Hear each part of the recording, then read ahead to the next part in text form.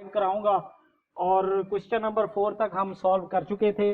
अब question number 5 को देखें। इसके मैं आपको ओनली 2 पार्ट्स करवाऊंगा, बाकी पार्ट्स आपने खुद सॉल्व करने हैं। एक मैं आपको सेकंड पार्ट करवाऊंगा, ये भी एग्जामिनेशन पॉइंट ऑफ व्यू से अहम है, और मैं आपको फिर इसका 4th पार्ट कराऊंगा और वो भी एग्जामिनेशन पॉइंट ऑफ व्यू से अहम है। बाकी इसके जो रिमेनिंग पार्ट्स हैं वो आपने खुद सॉल्व करने हैं। तो सबसे पहले क्वेश्चन नंबर 5 का मैं आपको सेकंड पार्ट करवाता हूँ। क्वेश्चन नंबर 5 इसका सेकंड पार्ट देखिए जी, हमारे पास सेकंड पार्ट इसका क्या है। अब वो कहता है कि यहाँ पे डिफरेंशिएट आपने करना है, हमें 2 फंक्शन गिवन होंगे।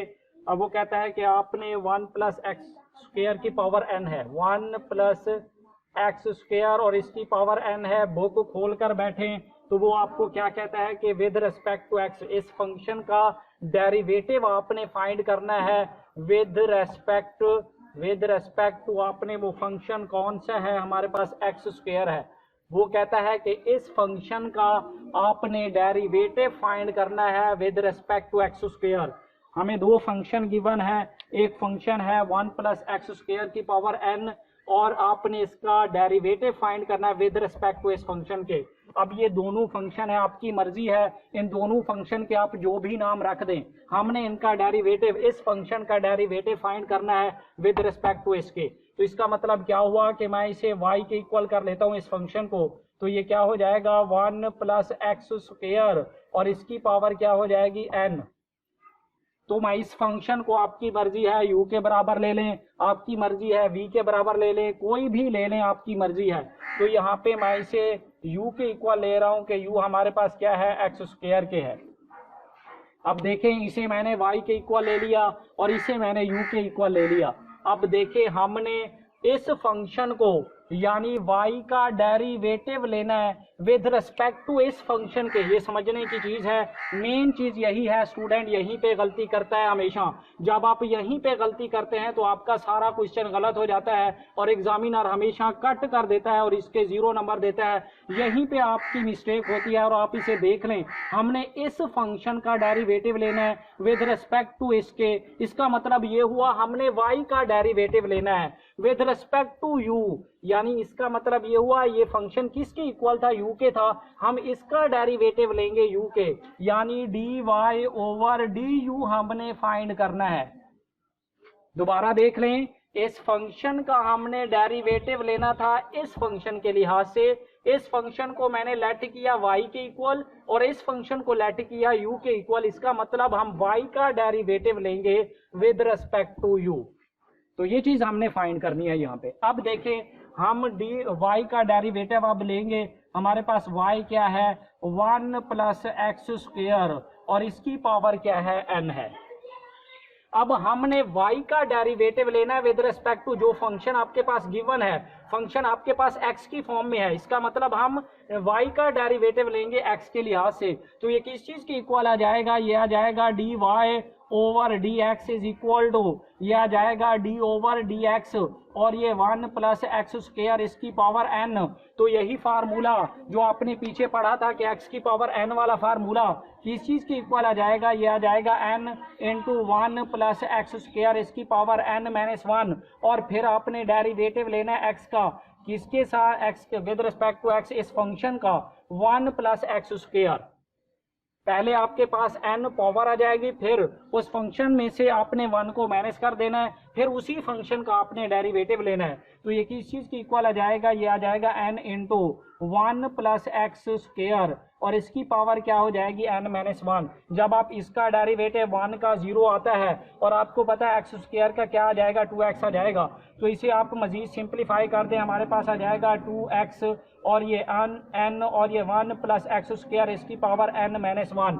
इसी तरीके से आपने y का डेरिवेटिव ले लिया है। अब आपके पास u है तो u का डेरिवेटिव लेना है विद रिस्पेक्ट टू x लेना है।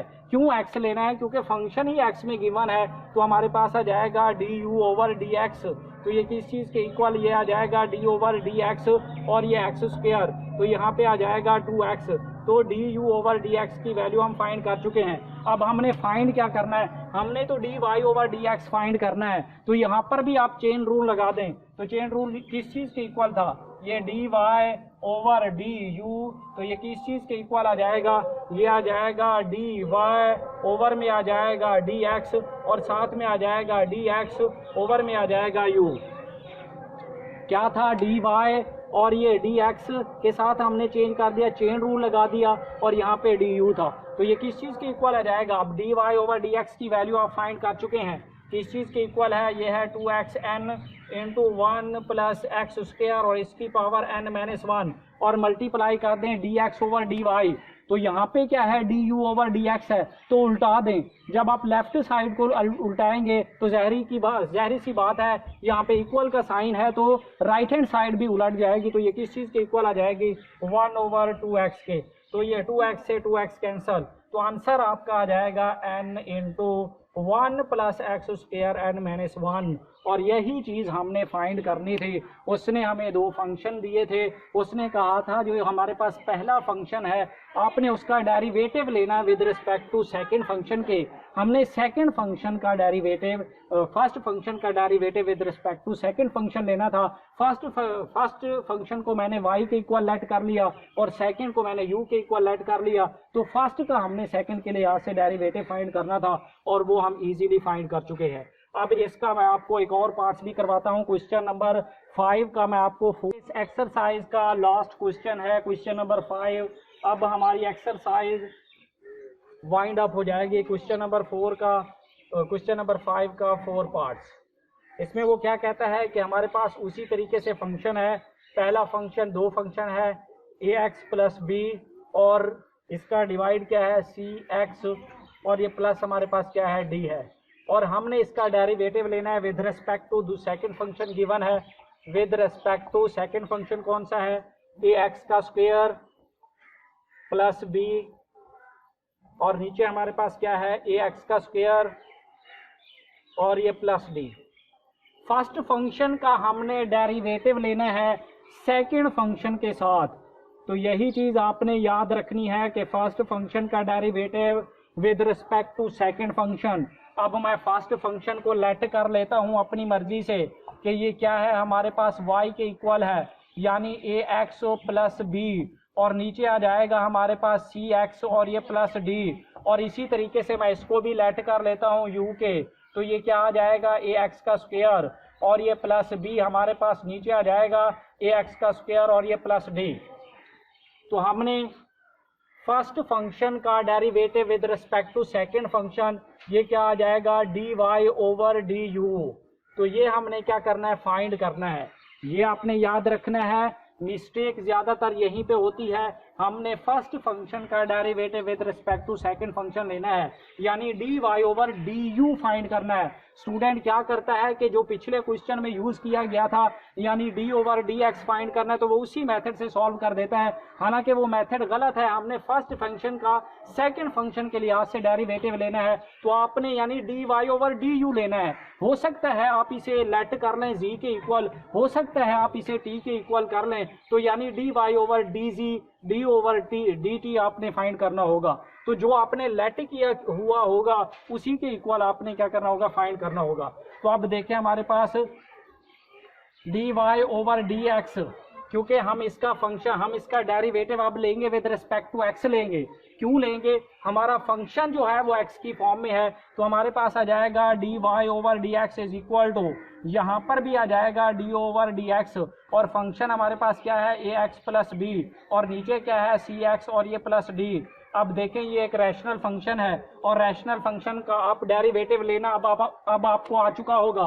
वो किस चीज़ के इक्वल है, वो होता है सी एक्स और ये प्लस डी होल का स्क्वायर और यहाँ पे आ जाएगा सी एक्स और ये प्लस डी और यहाँ पे डेरिवेटिव जब आप इसका डेरिवेटिव लेंगे।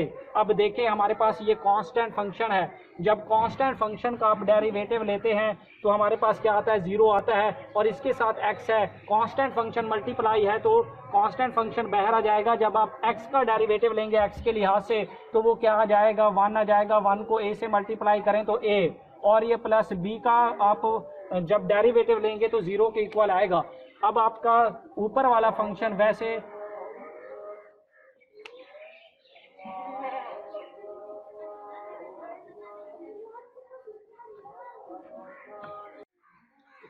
स्टूडेंट देखिए, हमने एक रैशनल फंक्शन का डेरिवेटिव फाइंड करना था और रैशनल फंक्शन हमारे पास इस चीज के इक्वल है, और आपको पता है कि किसी भी रैशनल फंक्शन का जो डेरिवेटिव होता है वो किस चीज के इक्वल होता है। तो नीचे वाले का स्क्वायर और नीचे वाला वैसे ऊपर वाले का हम डेरिवेटिव लेंगे। जब हम ए हमारे पास कांस्टेंट है बाहर आ जाएगा, जब हम x का डेरिवेटिव लेंगे तो वो 1 के इक्वल आएगा, और 1 a के साथ क्या है मल्टीप्लाई है तो a आ जाएगा, और कांस्टेंट फंक्शन के साथ जब हम डेरिवेटिव लेते हैं वो तो 0 आता है। तो सेकंड फंक्शन यानी ऊपर वाला क्या आ जाएगा, वैसे का वैसे आ जाएगा, a plus a x plus b, और फिर हम नीचे वाले फंक्शन का डेरिवेटिव लेंगे तो जब हम c क्या है एक कांस्टेंट है x के साथ मल्टीप्लाई है, इसका मतलब x का डेरिवेटिव 1, तो उसके साथ c क्या आ जाएगा वैसे का वैसे, और फिर हमारे पास d का डेरिवेटिव 0 आ जाएगा, क्योंकि d एक हमारे पास क्या है कांस्टेंट फंक्शन है, कांस्टेंट है, तो कांस्टेंट का जब हम डेरिवेटिव लेते हैं तो वो क्या है 0 के इक्वल आता है।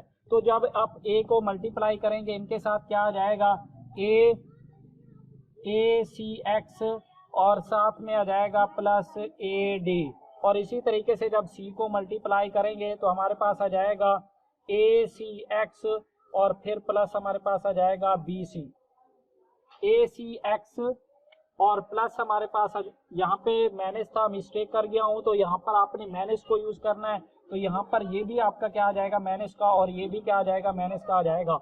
तो यहाँ से अगर ए सी एक्स और ये ए सी एक्स आपस में काटे जाएंगे तो बाकी नीचे हमारे पास क्या था सी एक्स और ये प्लस डी होल का स्क्वायर। इसका मतलब क्या हुआ, हमारे पास ऊपर क्या मौजूद है, हमारे पास ऊपर है ए डी, और ये माइनस हमारे पास है बी सी, और नीचे हमारे पास क्या है, नीचे है हमारे पास सी एक्स और ये प्लस डी होल का स्क्वायर। और इसी तरीके से आपने डेरिवेटिव फाइंड करना है u का विद रिस्पेक्ट टू x, क्योंकि फंक्शन हमें x की फॉर्म में गिवन है। तो स्टूडेंट याद रखें, जब आपको फंक्शन जो नेक्स्ट आपका फंक्शन हो इक्वल के दूसरी साइड पे, उसको आपने चेक करना होता है कि वो किसकी फॉर्म में है। अगर x की फॉर्म में है तो x के लिहाज से डेरिवेटिव, y की फॉर्म में है तो y के लिहाज से, अगर वो t की फॉर्म में है तो t के लिहाज से आपने डेरिवेटिव लेना होता है। तो यहाँ पे ये आ जाएगा, यहाँ पे आ जाएगा D u over D x, x के लिहाज से डेरिवेटिव यानी डी ओवर डी एक्स, और फंक्शन है ए एक्स का स्क्वायर और ये प्लस बी, और नीचे हमारे पास क्या है ए एक्स का स्क्वायर और ये प्लस डी।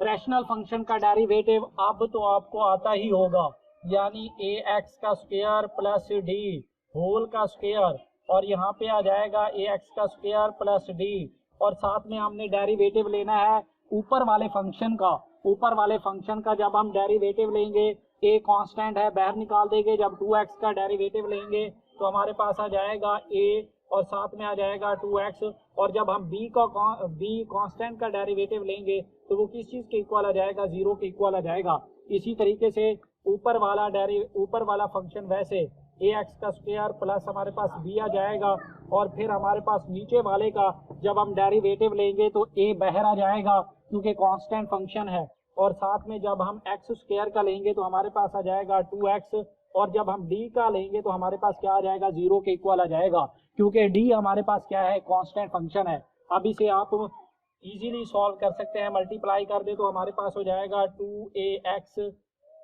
यहाँ पे आ जाएगा 2ax और मल्टीप्लाई है ax का स्क्वायर और ये प्लस हमारे पास d, और यहाँ पे आ जाएगा माइनस 2ax और इसके साथ मल्टीप्लाई है ax का स्क्वायर और ये प्लस b, और नीचे हमारे पास क्या है ax का स्क्वायर है और ये प्लस d है, और इसका क्या आ जाएगा स्क्वायर आ जाएगा। तो अब इसे मल्टीप्लाई कर दे तो हमारे पास किस चीज़ के इक्वल आ जाएगा, ये आ जाएगा 2 और ये a का स्क्वायर और ये x की पावर क्यूब आ जाएगा। और इसी तरीके से बल्कि यहाँ पे आप ऐसे भी कर सकते हैं, आप इस यहाँ से कॉमन ले सकते हैं, 2ax आपके पास क्या है कॉमन है तो आप इसे कॉमन ले लें, तो 2ax आपके पास बाकी क्या आ जाएगा ax का स्क्वायर और ये प्लस d, और यहाँ से जब कॉमन लेंगे तो माइनस ax का स्क्वायर और ये माइनस हमारे पास क्या आ जाएगा b आ जाएगा, और इसी तरीके से हमारे पास नीचे क्या आ जाएगा ax का स्क्वायर और ये प्लस d होल का स्क्वायर। तो यहाँ से आप देखें तो हमारे पास ये ax का स्क्वायर प्लस ax स्क्वायर से minus ax square cancel,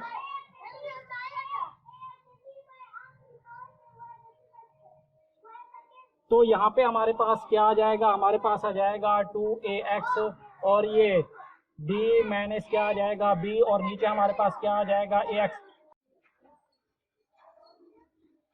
student देखिए इसमें से ax का स्क्वायर और ये माइनस ax स्क्वायर क्या हो जाएंगे, कैंसिल हो जाएंगे और बाकी यहाँ पे क्या बच जाएगा d माइनस b, यानी 2ax हमने कॉमन लिया हुआ था तो यहाँ पे d माइनस b और नीचे हमारे पास क्या आ जाएगा ax का स्क्वायर और ये प्लस हमारे पास क्या आ जाएगा d और इसका होल का स्क्वायर। अब हमने फाइंड क्या करना था, हमने dy ओवर du फाइंड करना था और यहाँ पे आप अगेन क्या करें, चेन रूल लगा दे तो आपके पास आंसर आ जाएगा।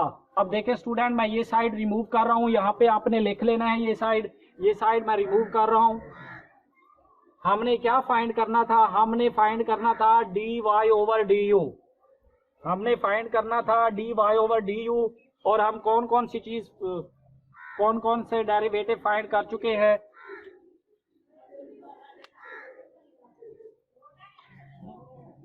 तो हमारे पास क्या था dy ओवर du, ये किस चीज के इक्वल हो जाएगा, ये हमारे पास आ जाएगा dy ओवर हमने dx फाइंड कर लिया था और साथ में आ जाएगा dx ओवर क्या आ जाएगा du।